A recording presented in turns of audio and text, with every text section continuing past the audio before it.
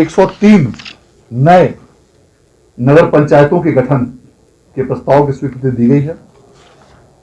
इसके अतिरिक्त 8 ऐसे क्षेत्र हैं जो पूर्व में ग्राम पंचायत के रूप में सूचित थे, उन्हें सीधे नगर परिषद के रूप में गठित करने की स्वीकृति दी गई है। इसके अतिरिक्त 32 ऐसे नगर पंचायत हैं जो अब नगर परिषद के रूप में उत्क्रमित करने की स्वीकृति मंत्रि परिषद द्वारा आज की बैठक में दी गई है।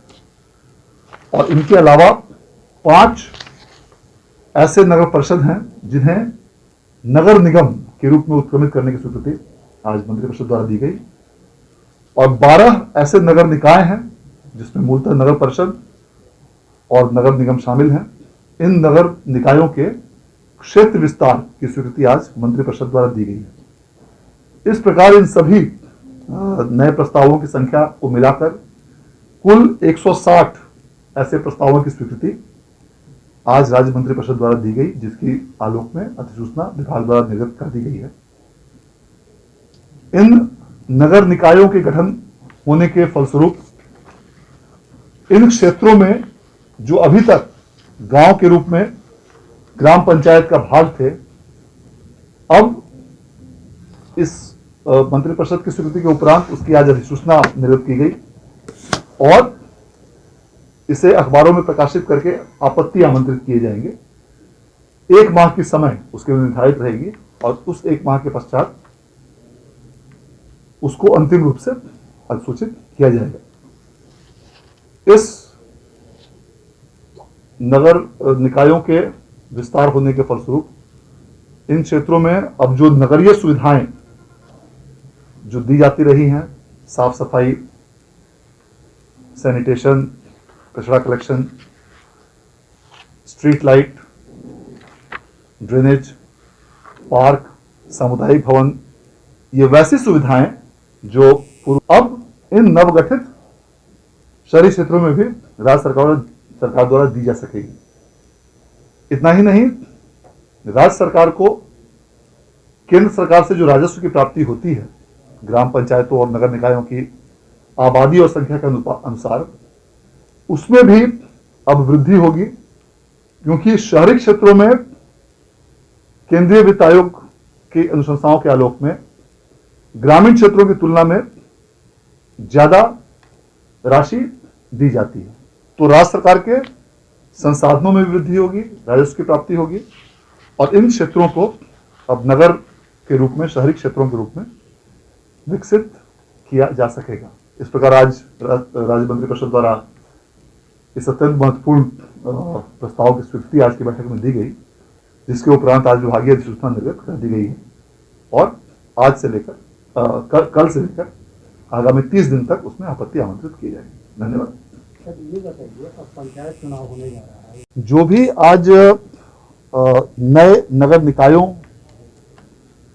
के गठन की स्वीकृति दी गई है राज्य सरकार द्वारा और जो पुराने नगर निकायों के उत्क्रमण के प्रस्ताव हैं, इनके फलस्वरूप राज्य में ऐसे कई पंचायत हैं जो पूर्णतः इन शहरी क्षेत्रों में सम्मिलित हो गए हैं और कुछ ऐसे पंचायत हैं जो आंशिक रूप से इन शहरी क्षेत्रों में सम्मिलित होंगे।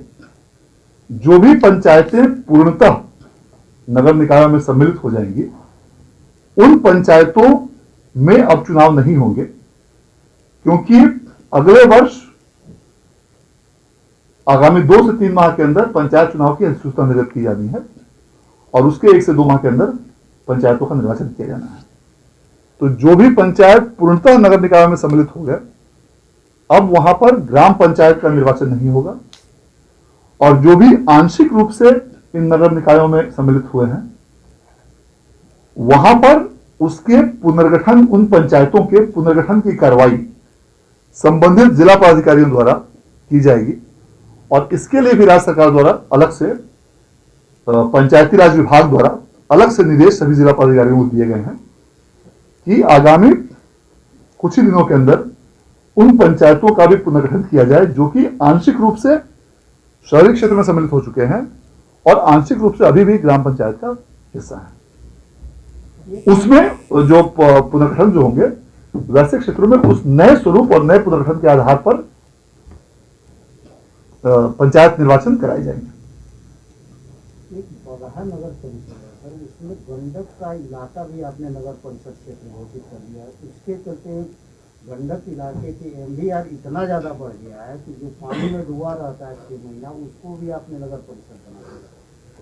पूर्व से हाँ, पहले ही से बना हुआ है। जो भी पहले से गठित है उसकी तो आज ये बात नहीं हो रही है, उसके बारे में अलग से समीक्षा की जाएगी, वो तो अलग मामला है। जो भी वैसे नगर क्षेत्र हैं जो पूर्व से नगर परिषद या नगर निगम के रूप में सूचित हैं, उसके संबंध में तो आज कोई निर्णय नहीं लिया गया है।